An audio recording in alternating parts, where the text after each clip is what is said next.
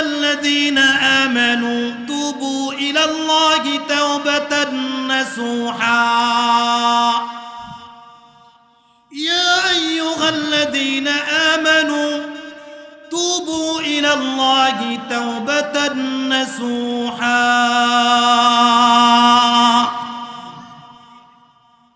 আল্লাহ বলেন, বান্দা তুমি খাঁটি তওবা করো, তুমি তওবা করতে দেরি, আমি তোমাকে মাফ করতে দেরি করব। বনি ইসরাইলের এক কাফন চোর ছিল,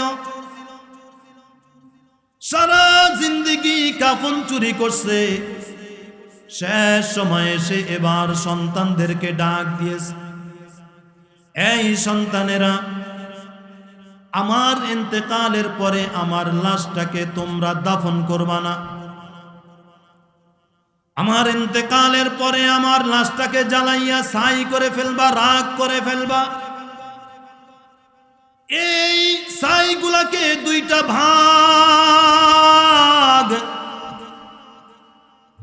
ভাগ করে এক ভাগ পানির সাথে মিশে দিবা,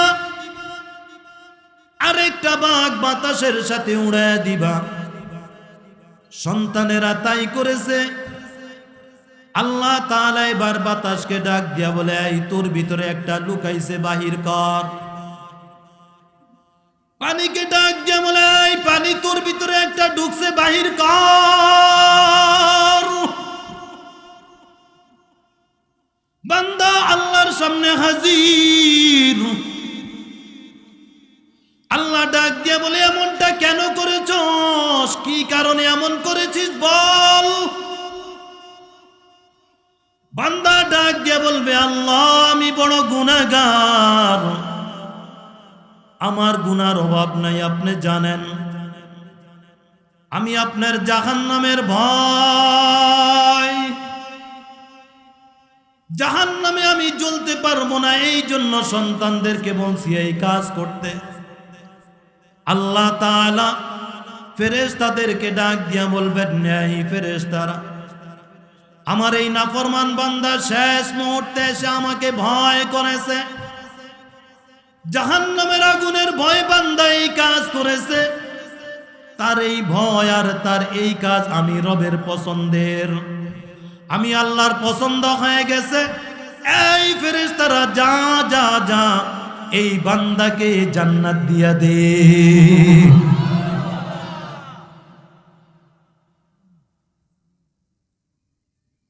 গুনাহগার ছোট না বড়? গুনাহগার ছোট না বড়? কিন্তু বড় গুনাহগার রবের পছন্দ হয়েছে, তো বড় গুনাহগারকে রব মাফ করে দিয়েছেন।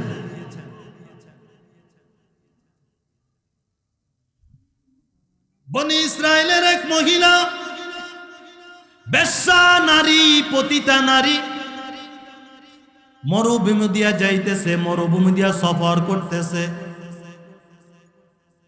তাকায় দেখে কূপের কিনারায় একটা কুকুর জিহ্বা বাহির করে দিয়েছে। পানির পিপাসায় তার জীবন এখনই চলে যাবে অবস্থা। ওই মহিলা দেখে তার অন্তরের ভিতরে মায়া লেগেছে, তার অন্তরের ভিতরে মোহাব্বত এসে গেছে।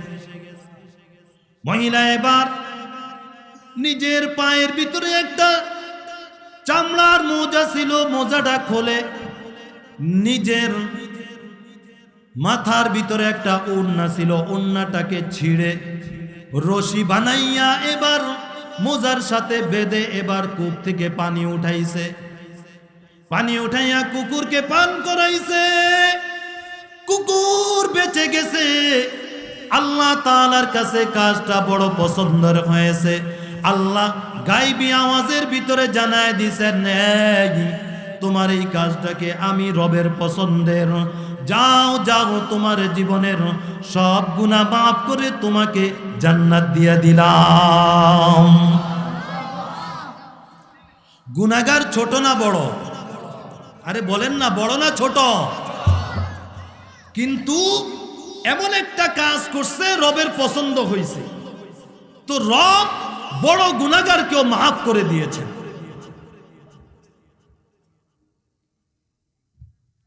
নবীজির পাশে জিবরাইল আমিন বসা।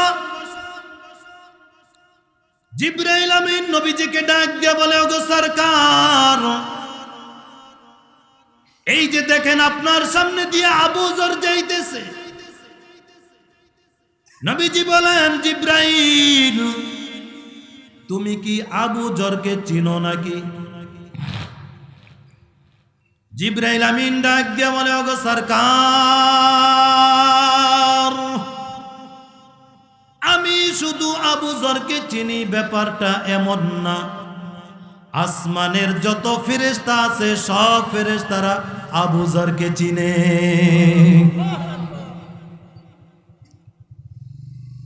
নবীজি ডাক দিয়ে বলেন, জিবরাইল আবু যরকে আসমানের সব ফেরেশতারা চিনে। কারণটা কি? কি কারণে আসমানের ফেরেশতারা আবু যরকে চিনে? জিবরাইল আমিন ডাক দিয়া বলে, ওগো সরকার, দুই কারণে আসমানের ফেরেশতারা আবু যরকে চিনে। এক নম্বর কারণ হলো আবু যর বড় বিনয়ী। আবু যরের ভিতরে কোনো অহংকার নাই, কোনো তাকাব্বুরি নাই। এই কারণে আবু যরকে আসমানের ফেরেশতারা চিনে।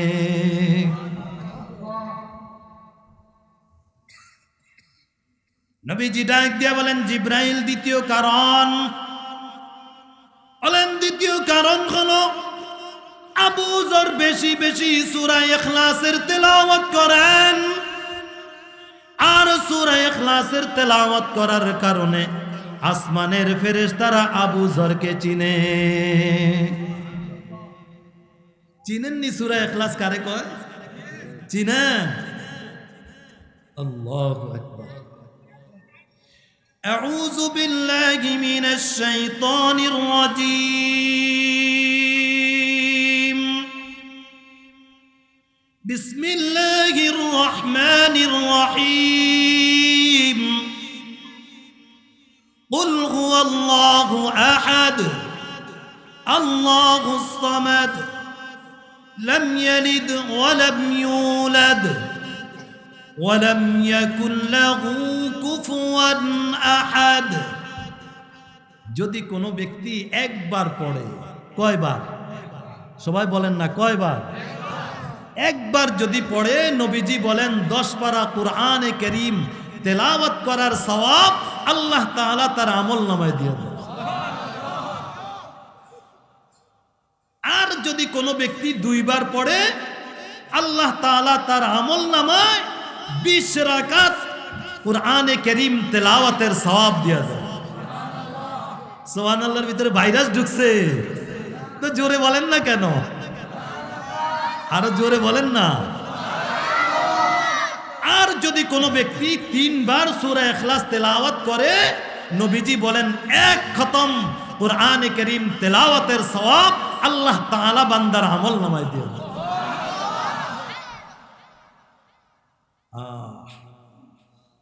আমাদের ঘরে কুরআনে কারীমের তেলাওয়াত আছে,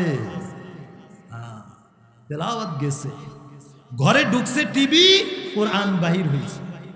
কথা বলেন ঠিক না বেটি? বানায় বললাম? কথাটা কি বানায় বললাম?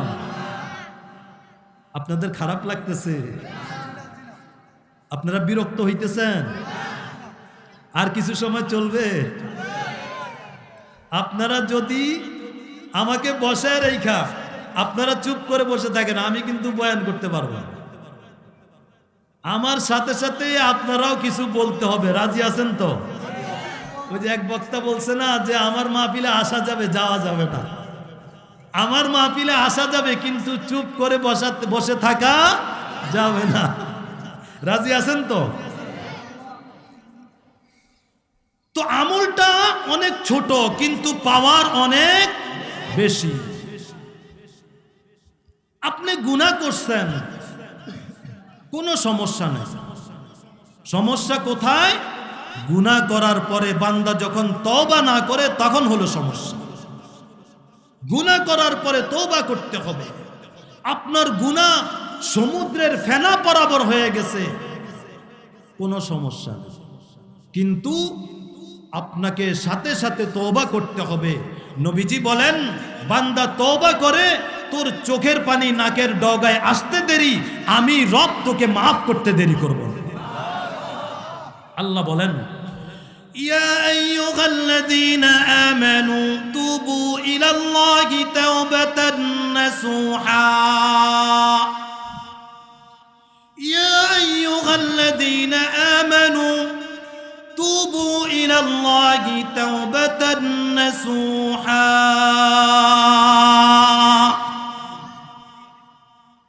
আল্লাহ বলেন, বান্দা তুমি খাঁটি তওবা করো, তুমি তওবা করতে দেরি, আমি তোমাকে মাফ করতে দেরি করব।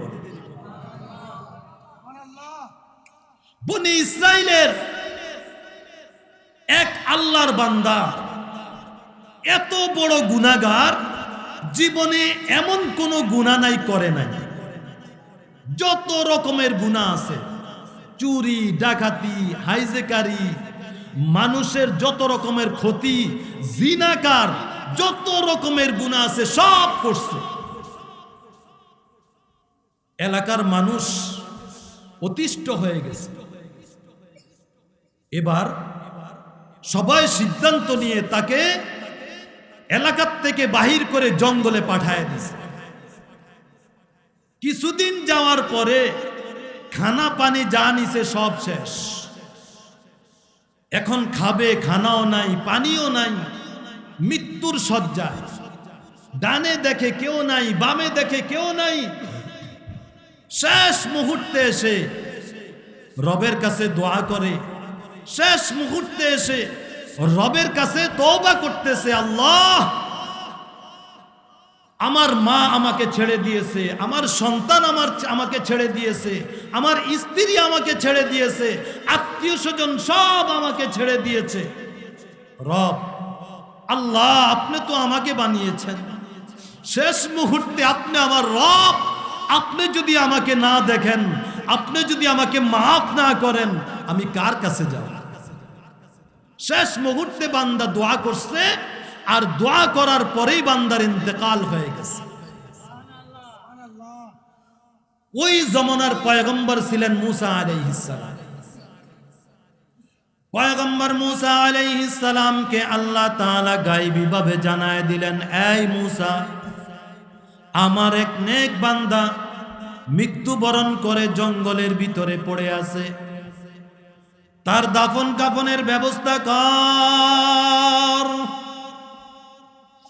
আর এই মহল্লার ভিতরে, এই দেশের ভিতরে এলান করে দাও, ঘোষণা দিয়ে দাও, যারা ওই বান্দার জানাজার নামাজে হাজির হবে, ওই জানাজার নামাজ পড়বে, আল্লাহ তাআলা তাদেরও জীবনের সব গুনাহগুলি মাফ করে দিবেন। পয়গম্বর মুসা আলাইহিস সালাম মহল্লার ভিতরে, এলাকার ভিতরে, শহরের ভিতরে, অলিতে গলিতে ঘোষণা করে দিলেন। সব মানুষগুলো পঙ্গপালের মতো ছুটলেন। জঙ্গলে যে দেখেন যেই বান্দা মরে পড়ে আছে, ওই বান্দাকে তারা অন্যায় অপরাধের কারণে শহর থেকে, দেশ থেকে বাহির করে দিয়েছেন। এবার শহরের লোকজন ডাক দিয়া বলে, পয়গম্বর, এই বান্দা তো বড় গুনাহগার, এটা তো আপনার বড় নাফরমান, নাফরমানি করার কারণে, গুনাহ করার কারণে দেশের মানুষ অতিষ্ঠ হয়ে তাকে বাহির করে দিয়েছে। আপনি বলতেছেন এই ব্যক্তির জানাজার নামাজ যদি পড়ে, তাহলে আল্লাহ তাআলা সবাইকে মাফ করে দিবেন। পয়গম্বর মুসা আলাইহিস সালাম একবার আসমানের দিকে তাকায়, আবার লাশের দিকে তাকায়। আল্লাহ তাআলা জানায় দিলেন, এই মুসা, এই লোকগুলা যেই কথা বলতেছে এদের কথাও সঠিক, এরা বলতেছে এদের কথাও ঠিক আছে, কিন্তু আমার এই বান্দা শেষ মুহূর্তে এসে আমি রবের কাছে খাঁটি তওবা করেছে, আমি রবের পছন্দ হয়ে গেছে, আমি রব তাকে মাফ করে দিয়েছি। এই বান্দা যদি শুধু তার জন্য নয়, পুরা দুনিয়ার মানুষের জন্য যদি নাজাতের দোয়া করত, আমি রব তাদেরকে মাফ করে দিতাম। গুনাহগার বড়, কিন্তু তওবা করছে তো আল্লাহ তাআলা মাফ করে দিয়েছেন। কথা বলেন ঠিক না বেঠিক? আপনি গুনাহ করছেন, কোনো সমস্যা নেই। আল্লাহ তাআলা সবাইকে বুঝার তৌফিক দান করে। আমার বয়ানের মাধ্যমে কি বুঝলেন আপনারা? কিছু বুঝতেছেন? বাড়িতে নিয়ে যাওয়ার মতো কিছু কথা হইতেছে তো নাকি? না এখানেই রেখে চলে যাবেন? এখন আসেন, আমি যে এই 17 নম্বর আয়াতে কারিমা তেলাওয়াত করেছি, এই আয়াতের উপরে কিছু আলোচনা।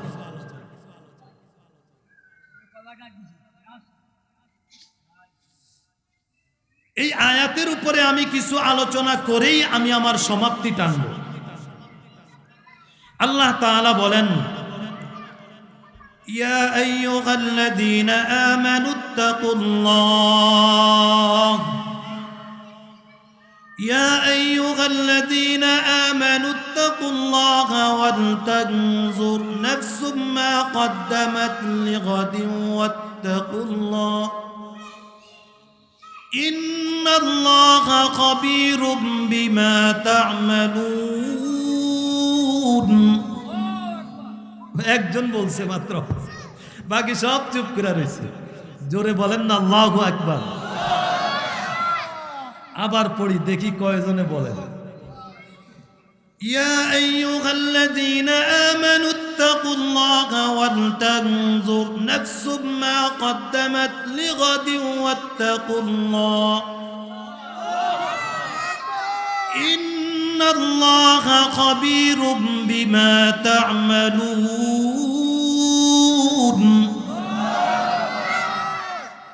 আল্লাহ বলেন, হে ঈমানদারেরা, আমি আল্লাহকে ভয় করি। এটা আল্লাহ তাআলার প্রথম নির্দেশ। কি বলেন? হে ঈমানদারেরা, আমি আল্লাহকে ভয় করো। আল্লাহ তাআলা যে নাকি নাফরমান, বেঈমান, মদখোর, জিনাখোর, ঘুষখোর, সুদখোর, সবাইকে আল্লাহ কি বলে ডাকতেছেন? ইয়া আইয়ুহাল্লাযীনা আমানু, হে ঈমানদাররা। মদখোরকেও বলতেছেন, সুদখোরকেও বলতেছেন, ঘুষখোরকেও বলতেছেন।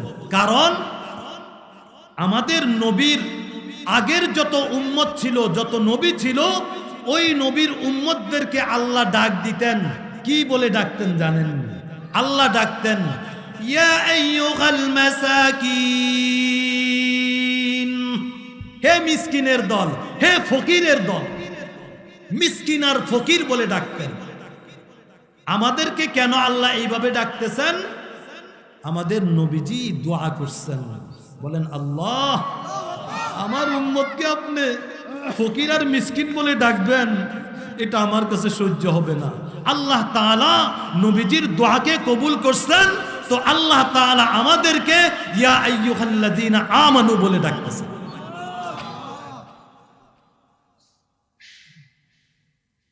তো আল্লাহর প্রথম নির্দেশ কি? আমি রবকে ভয় করো। দ্বিতীয় নির্দেশ, ওয়ালতাউযুর নাফসুম মা কদ্দামাত লিগাদিন ওয়াত্তাকুল্লাহ। দ্বিতীয় নির্দেশ হলো, আল্লাহ বলেন প্রত্যেকটা মানুষের উচিত তার আখিরাত নিয়ে চিন্তা করা, তার আখিরাত নিয়ে ভাবা। প্রত্যেকটা মানুষের উচিত। আপনারা বলতে পারেন যে আখিরাতের চিন্তা আছে, এই জন্যই তো এখানে আসছি। কি বলেন? না কোনো তবারক আছে? প্রত্যেকটা মানুষের, এখানে যারা আসছেন, আপনারা বলতে পারেন যে আমাদের এই চিন্তা আছে দেখেই তো এখানে এসেছি। কথা ঠিক আছে, আপনাদের কথা ঠিক আছে, কিন্তু যেই পরিমাণে আল্লাহকে ভয় করা দরকার, যেই পরিমাণে আল্লাহকে ভয় করা দরকার, এই পরিমাণে আমল করতেছি কিনা, কোনো ঘাটতি আছে কিনা, কোনো কমতি আছে কিনা, এটা কিভাবে বুঝবে? এটা বুঝার জন্য আল্লাহ তাআলা আমাদের সামনে সাহাবায়ে কেরামদেরকে আমাদের মডেল আর নমুনা বানিয়েছে। চিল্লায় বলেন আল্লাহু আকবার। আল্লাহ বলেন, তোমরা তোমাদের ঈমানকে সাহাবায়ে কেরামদের ঈমানের সাথে মিলাও,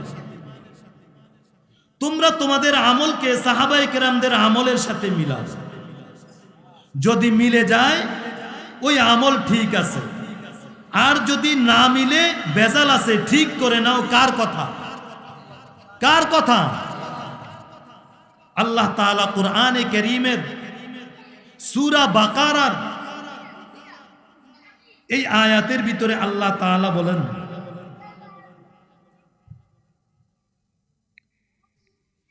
فَإِنْ آمَنُوا بِمِثْلِ مَا آمَنْتُمْ بِهِ فَقَدِ اهْتَدَوْا وَإِنْ تَوَلَّوْا فَإِنَّمَا هُمْ فِي شِقَاقٍ فَإِنْ آمَنُوا بِمِثْلِ مَا آمَنْتُمْ بِهِ فَقَدِ اهْتَدَوْا وَإِنْ تَوَلَّوْا فَإِنَّمَا هُمْ فِي شِقَاقٍ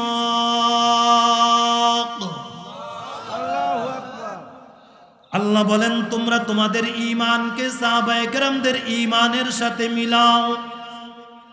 যদি মিলে যায় ওই ঈমান ঠিক আছে, আর যদি না মিলে বেজাল আছে, ঠিক করে নাও। কার কথা?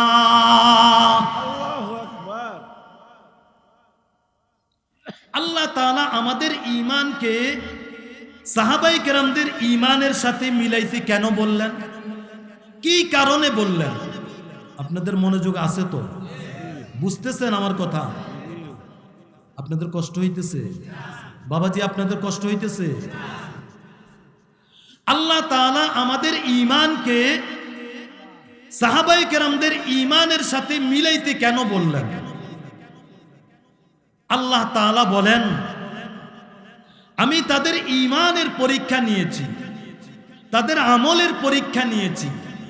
ওই পরীক্ষায় তারা পাস করেছেন। যদি তোমাদেরটাও তাদের সাথে মিলে যায়, আমি আল্লাহ তাআলা ঘোষণা দিলাম তোমরাও পাস। আল্লাহু আকবার। সুবহানাল্লাহ বলবেন না? আল্লাহ তাআলা সূরা হুজরাতের ৩ নম্বর আয়াতে বলেন, উলাইকা আল্লাযীনা ইমতাহানা আল্লাহু কুলুবাহুম লিত্তাকওয়া লাহুম মাগফিরাতুন ওয়া আজরুন আযীম।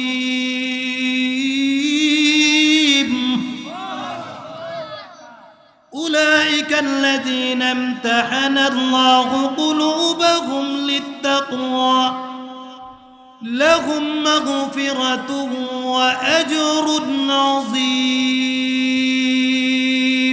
আল্লাহু আকবার। আল্লাহ বলেন, আমি তাদের ঈমানের পরীক্ষা নিয়েছি, তাদের তাকওয়ার পরীক্ষা নিয়েছি। ওই পরীক্ষায় তারা পাস করেছেন। যদি তোমাদেরটাও তাদের সাথে মিলে যায়, আমি রব ঘোষণা দিলাম তোমরাও পাস। আল্লাহু আকবার। আল্লাহ। কেউ যদি পাস করে তাহলে পুরস্কার আছে না নাই? সবাই বলে না? পুরস্কার আছে না নাই? আল্লাহ তাআলা সাহাবায়ে কেরামরা যে পাস করছেন, এখন পুরস্কার ঘোষণা করতেছেন। আল্লাহ পুরস্কার ঘোষণা করতেছেন। কুরআনে কারীমের 30 পারায় আল্লাহ বলেন, রাদিয়াল্লাহু আনহুম ওয়া রাদু আন যালিকা লিমান খাশিয়া রাব্বাহ। আল্লাহ বলেন, তারা আমি রবের উপর রাজি, আমি রবও তাদের উপর খুশি। সুবহানাল্লাহ। আল্লাহ তাআলা তো পুরস্কার ঘোষণা করছেন, এবার নবীজিও পুরস্কার ঘোষণা করতেছেন।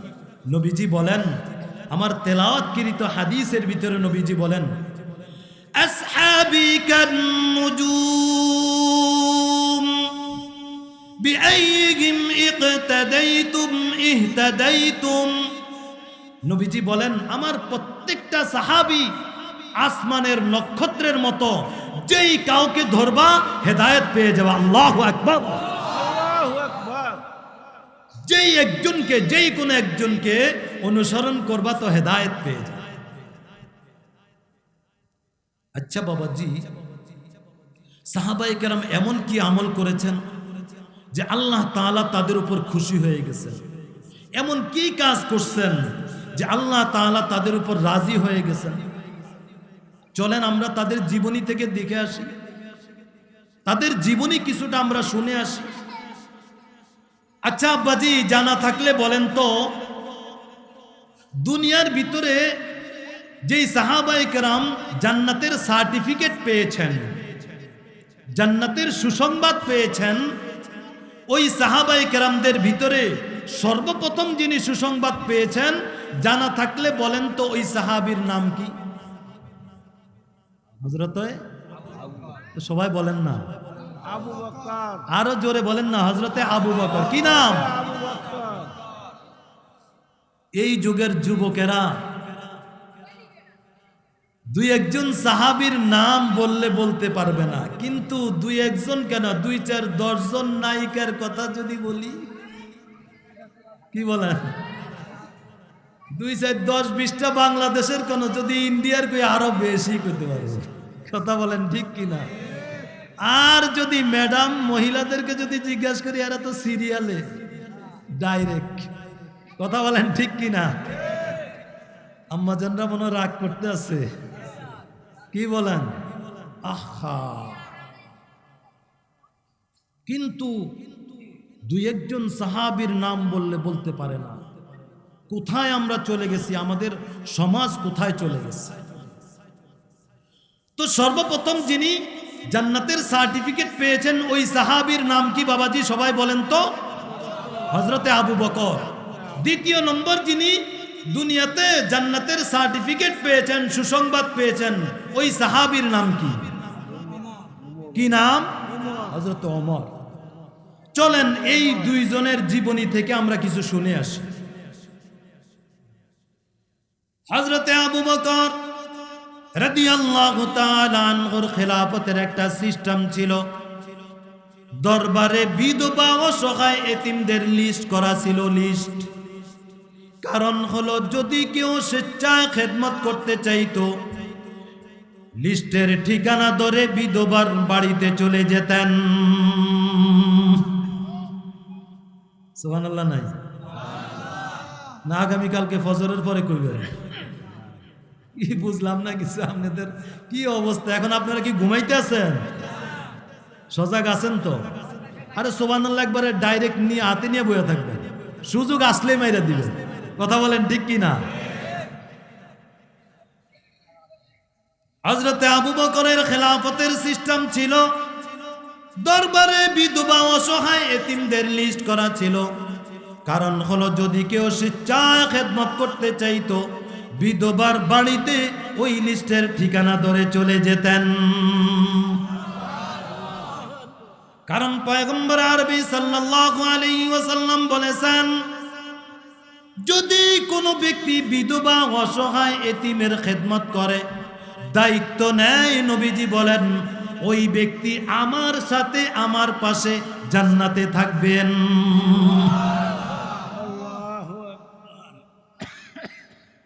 আমাদের সমাজে বিধবা অসহায় এতিমের দায়িত্ব নিবে দূরে থাক, নিজের এতিম মারই তো খবর নেয়। তো ঠিক আছে, আসতে কেন?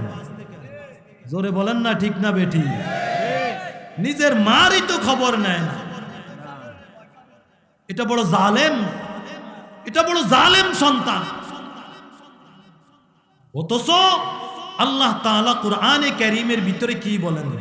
আল্লাহ বলেন, وَقَضَى رَبُّكَ أَلَّا تَعْبُدُوا إِلَّا إِيَّاهُ وَبِالْوَالِدَيْنِ إِحْسَانًا إِمَّا يَبْلُغَنَّ عِندَكَ الْكِبَرَ أَحَدُهُمَا أَوْ كِلَاهُمَا فَلَا تَقُل لَّهُمَا أُفٍّ وَلَا تَنْهَرْهُمَا وَقُل لَّهُمَا قَوْلًا كَرِيمًا। আল্লাহ বলেন, আল্লাহ তাআলার ইবাদতের পাশাপাশি মা বাবার ইবাদত করা প্রত্যেকটা সন্তানের উপর ফরজ। আল্লাহ তাআলার ইবাদত যেমন ফরজ, প্রত্যেকটা সন্তানের তার মা বাবার খেদমত করা তার উপর ফরজ। মা বাবার খেদমত করে কেউ নিচে পড়ে নাই। ওই যে দেখেন না ওয়াইসুল করনি নবীজির যুগে মুসলমান হয়েছেন, কিন্তু সাহাবার মর্যাদা অর্জন করতে পারেন নাই। নবীজির কাছে চিঠি লিখছেন, ওগো সরকার, আমি আপনার সাথে দেখা করতে চাই, আপনার সাথে যুদ্ধের ময়দানে যেতে চাই, কিন্তু আমার মা যে অসুস্থ, আমি কি করব? নবীজি বলছেন, তোমাকে আমার সাথে দেখা করতে হবে না, তুমি তোমার মার খেদমত করে যাও। ওয়াইসুল করনি খেদমত করে নিচে পড়ে নাই। পয়গম্বর আরবি সাল্লাল্লাহু আলাইহি ওয়াসাল্লামের ইন্তেকালের পূর্ব মুহূর্তে নবীজি হযরত ওমরকে ডাক দিয়েছেন, হযরত আলীকে ডাকছেন, এই ওমর, এই আলী, আমার ইন্তেকালের পরে আমার একটা পাগল মদিনায় আসবে, আমার একটা আশিক মদিনায় আসবে, নাম হলো ওয়াইসুল করনি। এই পাগলটা মদিনায় আসবে, কিন্তু আমাকে পাবে না। এই ওমর, আমার পক্ষ থেকে আমার এই জুব্বা মুবারক তাকে হাদিয়া দিয়ে দিবা।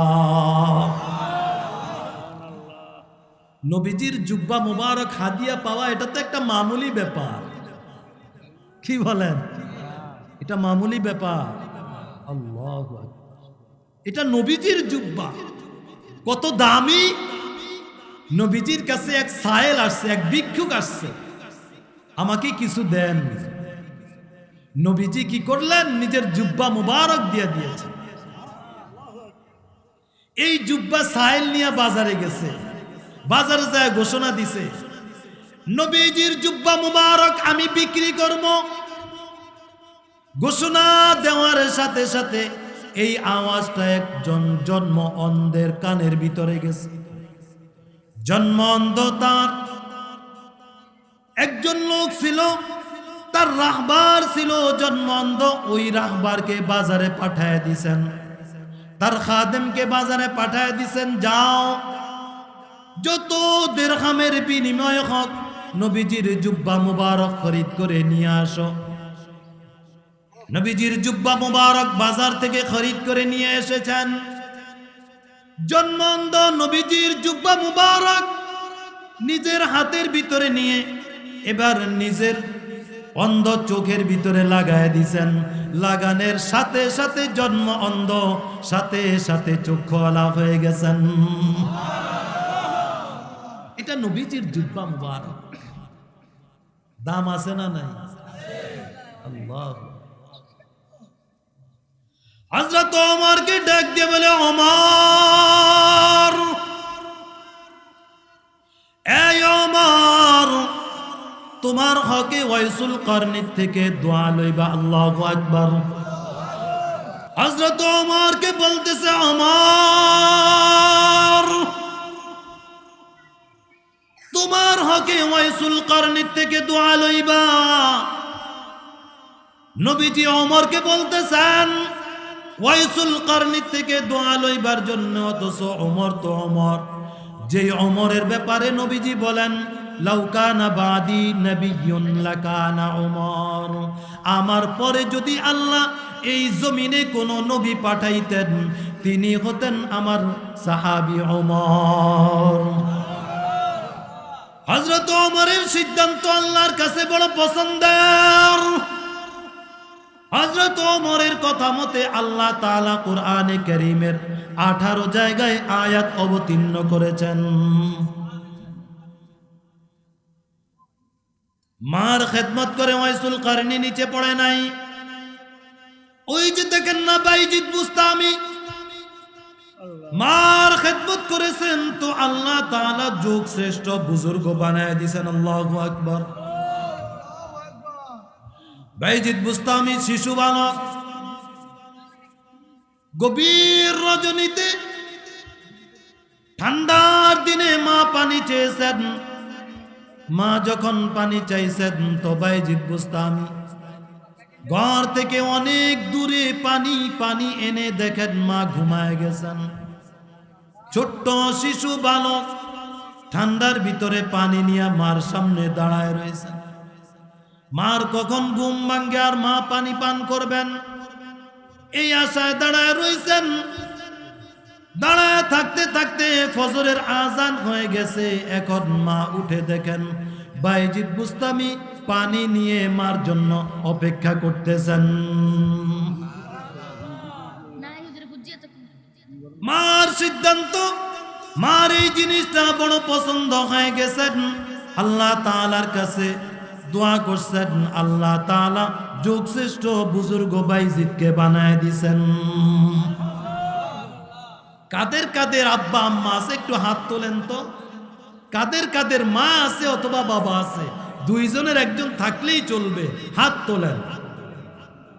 কাদের কাদের আব্বা আম্মা আছে? আপনাদের আব্বা আম্মা আছে, যেই কোনো একজন থাকলেই চলবে। আছে তো আপনাদের আব্বা আম্মা? আজকের থেকে আপনারাও নিয়ত করেন যে আমরা আমাদের আব্বা আম্মার খেদমত করব। করব তো ইনশাআল্লাহ? বলেন না, করবেন না করবেন না? তো বলতেছিলাম হযরত আবু বকরের খেলাফতের সিস্টেম ছিল, হযরত আবু বকরের খেলাফতের সিস্টেম ছিল দরবারে বিধবা অসহায় এতিমদের লিস্ট ছিল। কারণ যদি কেউ স্বেচ্ছায় খেদমত করতে চাইতো তো বিধবার বাড়িতে ওই লিস্টের ঠিকানা ধরে চলে যেতেন। একদিন হযরত ওমর আসছেন। হযরত ওমর এসে দেখেন লিস্টের কোনো নাম খালি নাই। একটা নাম খালি আছে, যেই নামের পাশে কোনো খাদেমের নাম লেখা নেই। হযরত ওমর পরদিন ফজরের নামাজের পরে বিধবার বাড়িতে চলে গেছেন। কেননা সাহাবায়ে কেরাম দ্বীনের কাজ শুরু করতেন ফজরের পরে।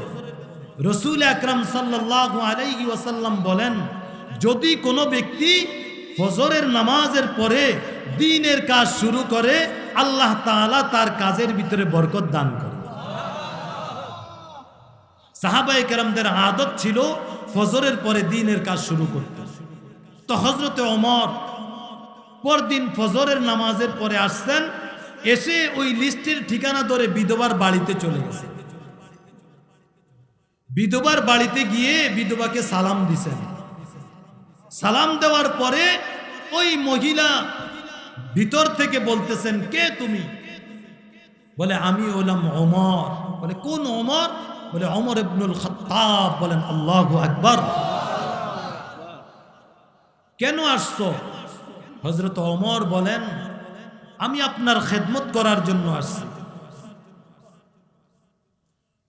এই বিধবা ডাক দিয়া বলে, ওমর, এই বাবা ওমর, প্রতিদিন যেই আল্লাহর বান্দা আমার ঘরের কাজগুলা করেন ইতিপূর্বে কাজগুলা করে চলে গেছেন। এই ওমর, প্রতিদিন আমার ঘরের কাজগুলা যে আল্লাহর বান্দা করেন ওই আল্লাহর বান্দা ইতিপূর্বে কাজগুলা করে চলে গেছেন। হযরত ওমর চিন্তা করলেন, তাহলে আমাকে ফজরের পরে আসলে চলবে না, আমাকে আরো আগে আসতে হবে। পরদিন হযরতে ওমর এশার নামাজের পরে বিধবার বাড়িতে চলে গেছেন।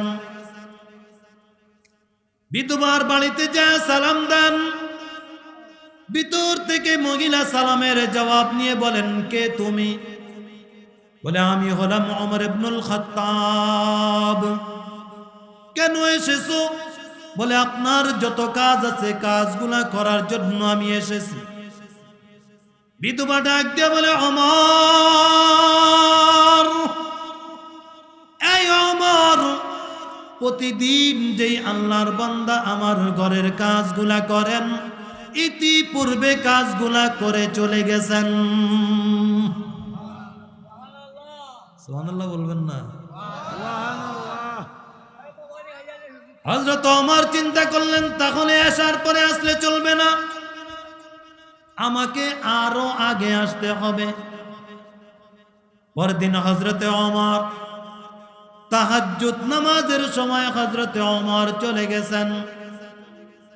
চিনেননি তাহাজ্জুদের নামাজের সময় কখন হয়? চিনেন? 3:30 4টা। আচ্ছা বলেন, এটা মুফতি সাহেবদের ফতুয়া।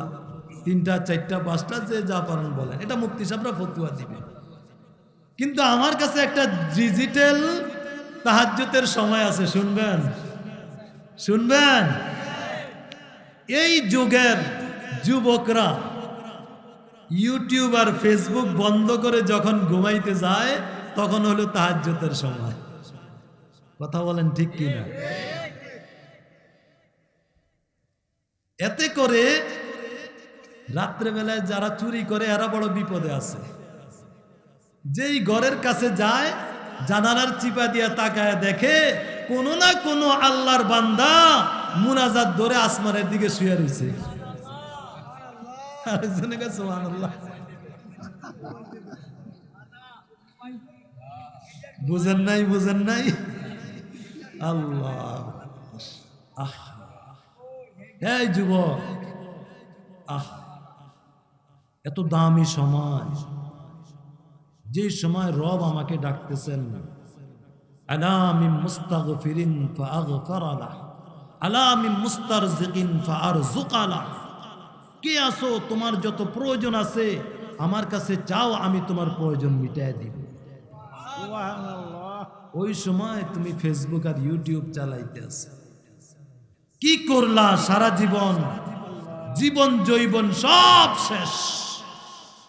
কথা বলেন ঠিক কিনা? আল্লাহ হেদায়েত দান করেন, বলেন আমিন। না ভালো যুবক আছে, সবচেয়ে খারাপ এরকম না। ভালো না হইলে নিয়ে এত যুবক এখানে আসছে। কথা বলেন ঠিক কিনা? পরদিন হযরতে ওমর তাহাজ্জুদ নামাজের সময় বুড়ি মহিলার ঘরের কাছে যায় যখন সালাম দিলেন, হযরতে ওমরের সালামের জবাব দিয়া জিজ্ঞাসা করলেন, কেন এসেছো? বলে, আপনার ঘরের কাজগুলা করার জন্য এসেছি। বুড়িমা ডাক দিয়ে বলে, ওমর, প্রতিদিন যেই আল্লাহর বান্দা আমার ঘরের কাজগুলা করেন, ইতিপূর্বে কাজগুলা করে চলে গেছেন। হযরত ওমর এবার চিন্তায় পড়ে গেলেন। হযরত ওমরের এবার টনক নড়েছে। ফজরের পরে আসলাম, খেদমত করতে পারলাম না। ফজরের নামাজের আগে আসলাম, তাও পেলাম না। তাহাজ্জুদের সময় আসলাম, তাও কাজ করতে পারলাম না। হযরত ওমর এবার বলেন, আমার কাজ করার প্রয়োজন নাই।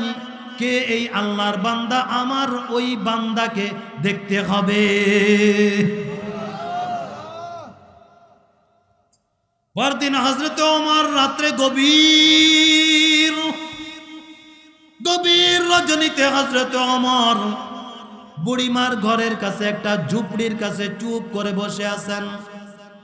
দেখি কে আসে। এবার দেখতেছেন এক আল্লাহর বান্দা রুমালটা মুড়ো দিয়া, মাথার উপরে রুমালটা পড়াইয়া টিপ টিপ করে হেঁটে হেঁটে আল্লাহর বান্দা আসতেছেন। হযরত ওমর বলেন, আসেন, আমি তো আপনার অপেক্ষায় আছি। যখন কাছে এসেছেন হযরত ওমর ডাক দিয়া বলেন, এই কে তুমি?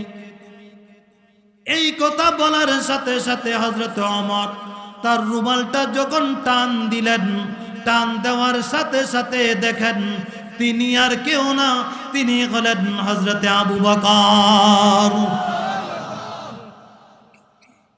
এমনে জান্নাতের টিকিট পায় নাই। হযরত ওমর ডাক দিয়ে বলে, আবু বকর, আপনি এত রাত্রে বুড়ির ঘরের কাজগুলা করতে এসেছেন, আমাদেরকেও বললেও তো পারতেন। সারাদিন প্রশাসনিক কাজে আপনি ব্যস্ত থাকেন। প্রশাসনিক কাজ করার পরে আপনি এমনিতেই তো ক্লান্ত, আবার বুড়িমার কাজ কেন করতে এসেছেন? আমাদেরকেও বললেও তো পারতেন। হযরতে ওমর কি জবাব, হযরতে আবু বকর কি জবাব দিলেন? হযরতে আবু বকরের জবাবটা শুনানের আগে, এটাই আমার মূল আলোচনা। কি জবাব দিয়েছেন এটাই মূল আলোচনা। ছোট্ট একটা জবাব, এটাই আলোচনা, এটাই মূল আলোচনা আমার।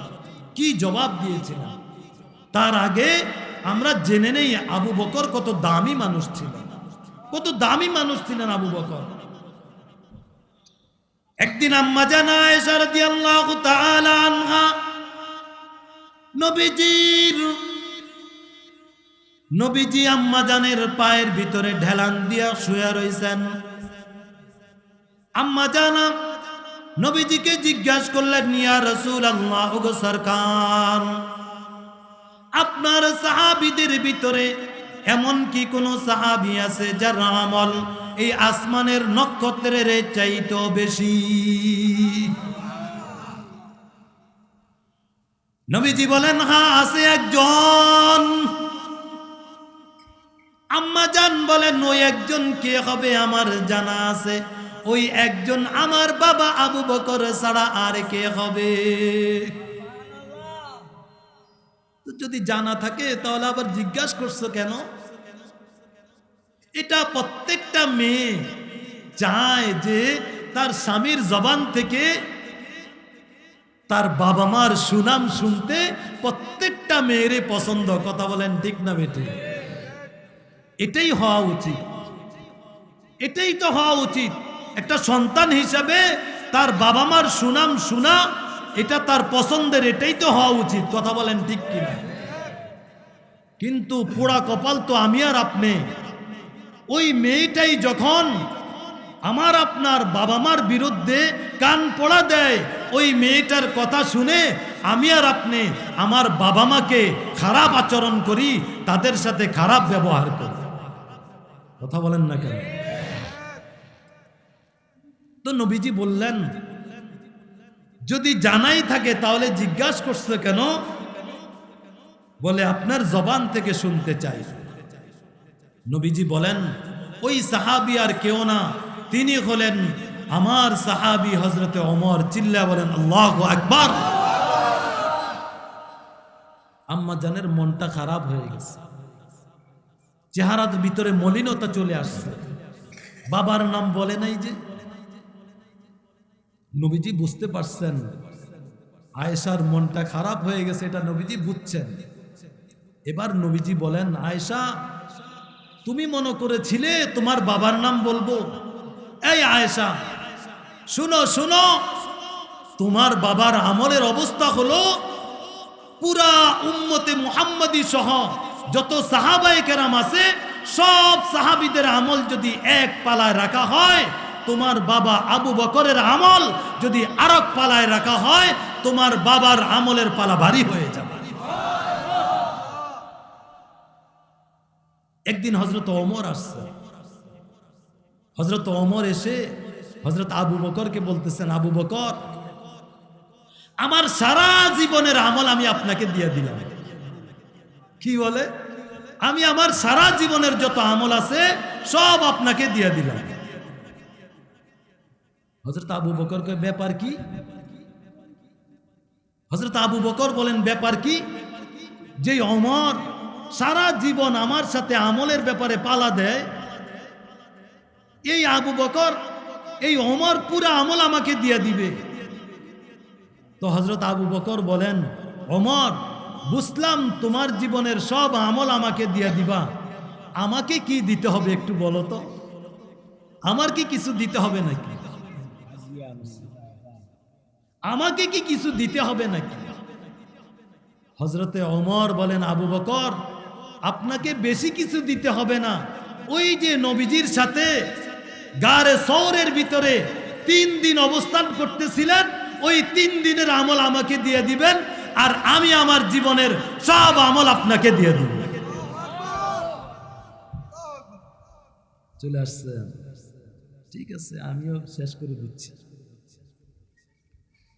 হুজুর চলে আসছেন। আমি আমার বয়ানের শেষ করতে পারলাম না। হুজুর যেহেতু চলে আসছেন, আমি কাউকে বসায় রেখে আলোচনা করবো, এটা আমার কাছে ভালো লাগে না। তো যতটুকুই কথা বললাম এই কথাগুলোর উপর আমল করার তৌফিক দান করেন, বলেন আমিন। আল্লাহ তাআলা এই মসজিদ এবং এই মাহফিলকে কিয়ামত পর্যন্ত কবুল করেন, বলেন আমিন। ভুল ত্রুটি যা হয়েছে আল্লাহ তাআলা ক্ষমা করে দিয়ে আমার এই আলোচনাকে আল্লাহ তাআলা কবুল করেন, বলেন আমিন। ওয়া আখির দাওয়ানা আনিল হামদুলিল্লাহি রাব্বিল আলামিন। আসসালামু আলাইকুম ওয়া রাহমাতুল্লাহি ওয়া বারাকাতুহু।